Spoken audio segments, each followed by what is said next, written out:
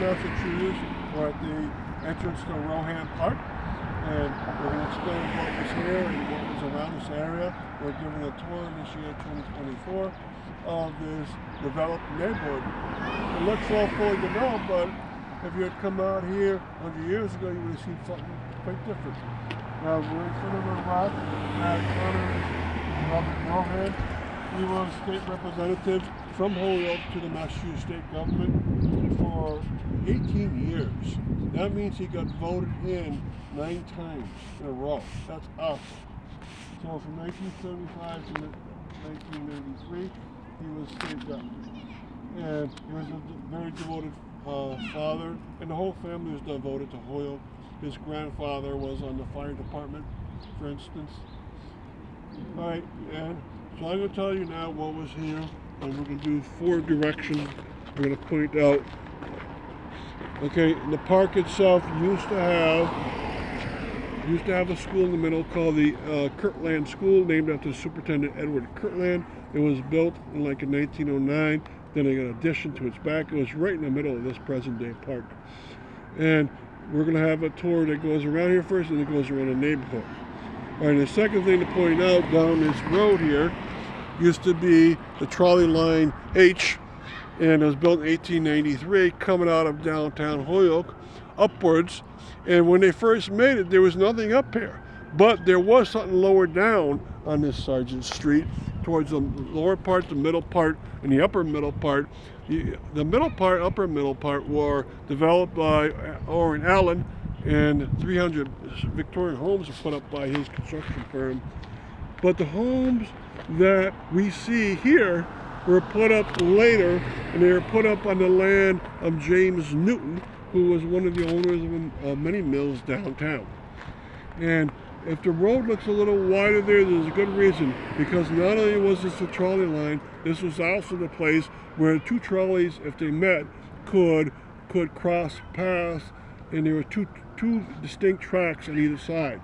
And this is a passing area, right? So the trolley coming from Westfield would meet sometimes the trolley coming from downtown, and they would pass each other gracefully.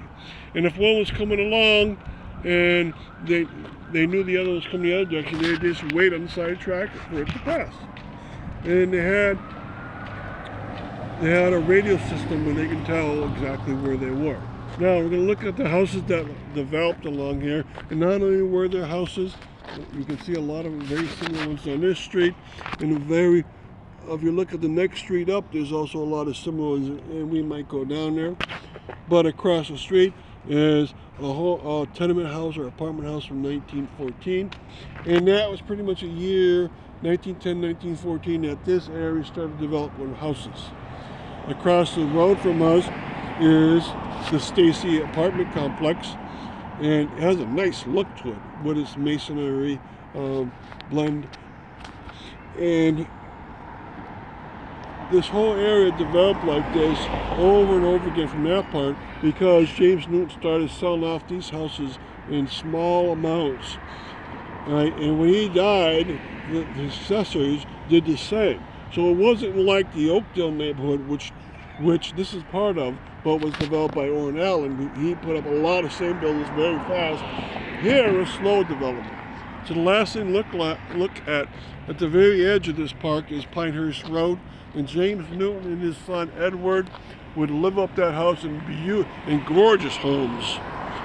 And up that street, it was changed a lot. You have 2 old homes, and then you have modern homes, and that's because that road was changed from being his private driveway from Northampton Street to a public road. And so you can't see the driveway anymore, but you can see that the Newton house itself, it looks like the front is the true front, but the front is actually the back, and the back is the front. And that's because the driveway used to come in at a certain position.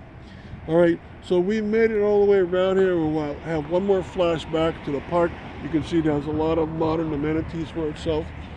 All right, but we'll have a lot more stops here so you can get used to what this area looked like.